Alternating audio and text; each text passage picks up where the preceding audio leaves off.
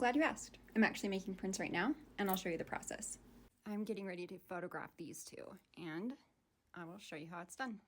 If you have a scanner, great. If not, you're gonna need a nice camera. I've had this one since like 2008, and it's served me really well. Also want to use a tripod and a remote. Now, if you can hang your art on the wall, that's best. If not, you might have to set something up like this. This is a poster board propped up against my easel with a nail through it so that I can hang stuff up on it. But if you have a white wall, that works great. And I like to use a white background just for white balance. So I use the nail to hang the artwork up or prop it up like I'll show you in the other one. And I realize now that this is totally crooked and I don't end up using this for the print, but just to show you the process. I'm shooting just with natural light. If you need lamps, try to use natural light bulbs. The tripod needs to be about eye level to the painting. It needs to be directly across from it. That way nothing is warped like this. I have all of the camera settings on the screen as well as in the captions too. You might have to play around with yours a bit.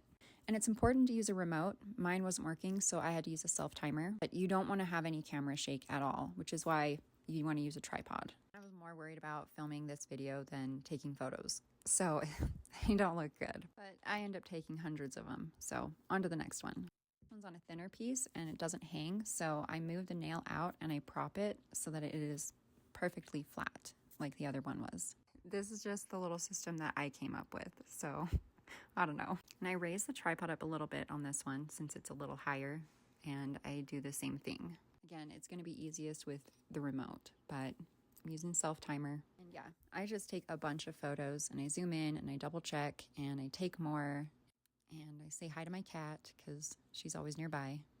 And I take more photos. When I photograph art, I set aside the whole day for it because the lighting changes and I want it to look exactly like the painting. I can get a photo that looks exactly like the painting, less I have to do when editing. See, I take a lot of photos and then I do the comparison thing where I go back and forth and zoom in and I see which one is the best. And I usually have the painting right next to me during this process. And if I need to, I go back and I take more photos.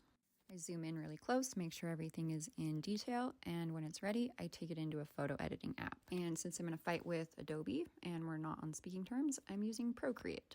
But you can use whatever you want. And hopefully, if you took good enough photos, you won't have to edit too much. But you do have to crop it and resize it. And then I do go in and I zoom in really close. And if there's any weird pixel marks, I edit those out. I zoom in way close and I scour the painting. And again, I usually have the painting right next to me so I can make sure everything is matching up. And when everything is looking good and matching up to the painting, I add my initials to the corner of the prints. I still haven't varnished the paintings, but I'll add my initial and my signature when I do. It's too hard to photograph a varnished painting, so try to wait on that step if you can.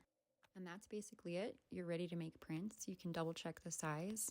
I always make sure the resolution is at 300 dpi. And then from there, you're ready to get them printed. At this point in my life, I outsource my printmaking.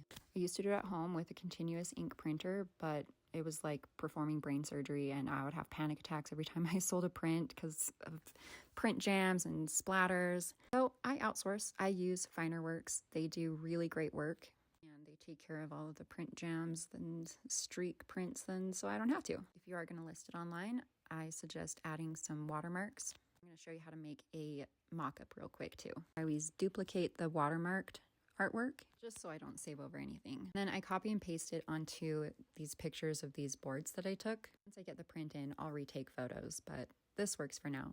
So to make it believable, you want to have 3 copies of the art print and turn one of them white and one of them black.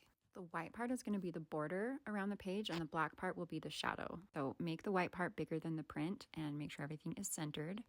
And then take the black layer and pull that out about the same size as the white one, maybe a little bit bigger, and slightly at an angle, especially if there's other props. You want all the shadows to match. And then you want to blur it all the way so you can no longer see any hard edges. I make sure everything is cropped, and this is the image I'm going to use until I get the real prints in. And that's it, as if it didn't take me all day. The painting, the print with a watermark, and a mock-up. I hope this helped. Let me know if you have questions.